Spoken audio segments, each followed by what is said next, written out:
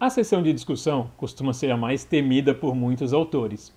Talvez, de fato, quanto à técnica de redação e a argumentação necessária, ela dê um pouco mais de trabalho, comparativamente às outras sessões. No entanto, se você tiver realizado uma boa revisão de literatura, já terá a seu dispor tudo do que você precisa.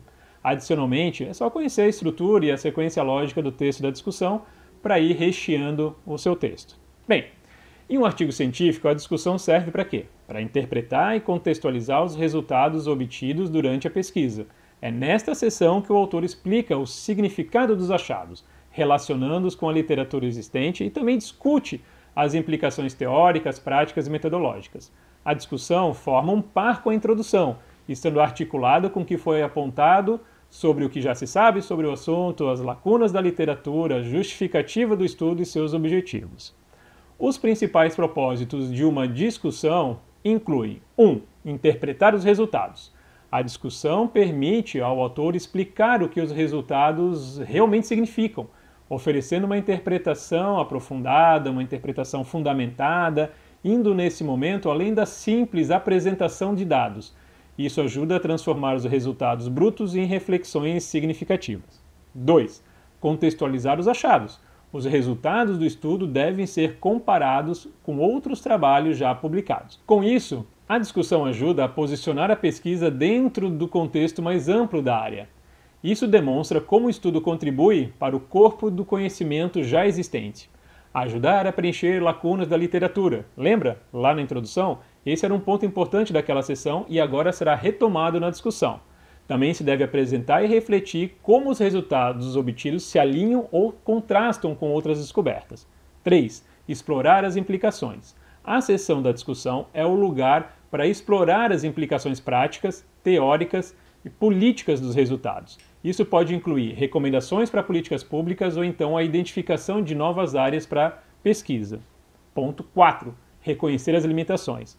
Um aspecto importante da discussão é a identificação e o reconhecimento das limitações do estudo. Todo estudo tem limitação. Isso mostra transparência e ajuda a contextualizar as suas conclusões, evitando generalizações indevidas. Ponto 5. Sugerir direções futuras. A discussão muitas vezes conclui com sugestões para pesquisas futuras, implicações para a sociedade, políticas públicas, ciência, e isso deve ser aprofundado lá no final da sua sessão de discussão. Dados esses principais aspectos da discussão, vamos ver agora uma proposta de estrutura, de sequência de texto que você pode utilizar.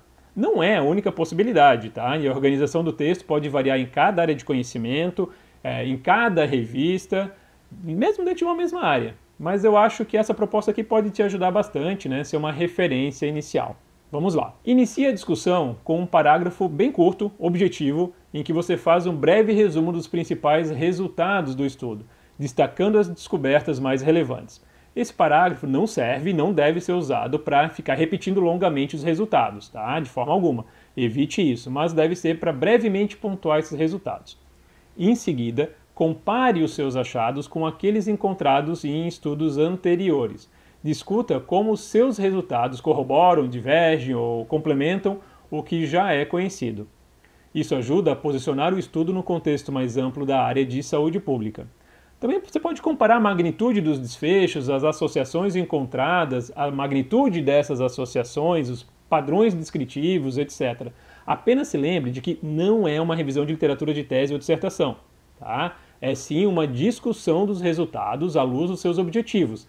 Tenha o hábito de ir dos resultados mais importantes, mais centrais do seu estudo em direção aos secundários. Agora, interprete os achados quanto às suas implicações teóricas, sanitárias, acadêmicas e políticas. Aqui deve-se considerar a plausibilidade dos resultados, explorar possíveis mecanismos explicativos, explicações, discutir relevância para a prática e a pesquisa, a saúde pública, baseie-se em literatura sobre o assunto para sustentar as suas hipóteses e também as suas afirmações. Todo estudo tem limitações, portanto, reconheça-as.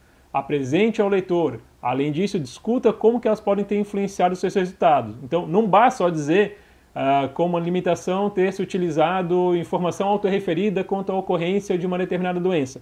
Você menciona isso, ok, mas também deve refletir sobre como essa opção ou como essa necessidade metodológica pode ter contribuído para subestimar ou subestimar eventualmente uma medida pontual, ou como impactou na associação testada, por exemplo. Ao mesmo tempo, destaque os pontos fortes do estudo, como o rigor metodológico, o tamanho da amostra, a relevância do problema estudado. Chegando-se ao final, discuta as implicações práticas dos seus achados para a saúde pública, incluindo recomendações para políticas de saúde, intervenções ou programas. Além disso, sugerir novas pesquisas que possam aprofundar ou complementar os resultados encontrados. Por fim, termine a discussão com uma conclusão bem sucinta, que reforce a importância dos achados e sua contribuição para a área. Essa conclusão deve estar diretamente ligada aos objetivos do estudo lá da introdução e proporcionar uma visão geral das implicações dos resultados. Até em algumas revistas há seção específica chamada conclusão. Nesse caso, leia as instruções aos autores e veja como os artigos publicados mais recentemente na revista organizaram essa seção. Algumas outras dicas sobre o que evitar na discussão. Em primeiro lugar, a discussão não pode ser utilizada para reescrever os resultados. É um dos principais erros, tá? Esse talvez, realmente, é um dos principais equívocos que a gente percebe ao analisar alguns artigos, tá?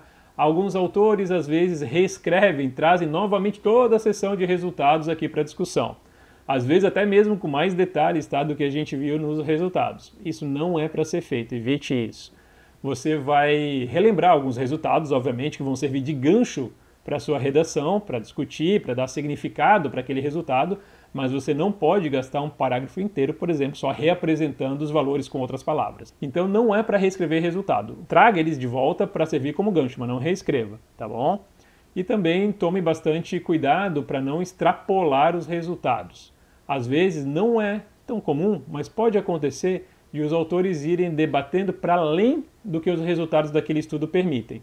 Então sempre tome cuidado e seja fiel ao que foi escrito lá na seção de resultados, ao que foi realmente observado no estudo. É importante também mostrar que você domina a literatura. Isso quer dizer que deva ser uma sessão de revisão de literatura? Não, de forma alguma. Tá? Esse é um ponto para a gente sempre evitar. Não é fazer uma revisão de literatura, mas você tem que mostrar que você domina. Você conhece os principais estudos, aqueles que são os mais robustos, os principais, aqueles que se articulam mais com os teus resultados, tá bom? Com eles você vai conseguir levantar hipótese explicativa boa, você vai conseguir debater as implicações desses achados, tá? Então utilize boas referências. A discussão é a seção em que mais utilizamos, inclusive, referências no artigo todo, mas obviamente, né, dentro de algo razoável e necessário.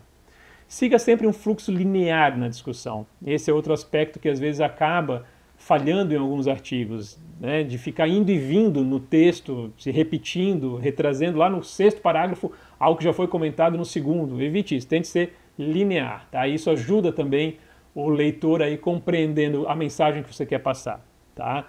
Então pense assim, nesse parágrafo eu quero discutir o ponto A. Aí pronto, acabou. No seguinte parágrafo já pense, aqui eu vou discutir as hipóteses explicativas para esse achado B. Pronto, resolva isso ali, tá bom?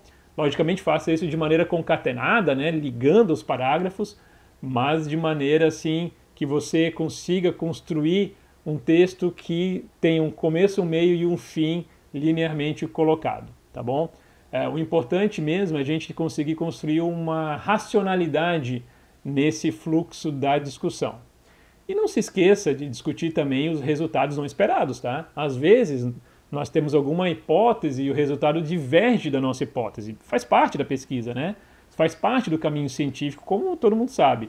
E a gente precisa reconhecer esse resultado não esperado na discussão, levantando algumas hipóteses, comparando com a literatura e trazendo ele para o debate. Espero que esse vídeo tenha ajudado e não deixe de ver os outros materiais lá no ambiente virtual em que a gente amplia a conversa sobre a discussão.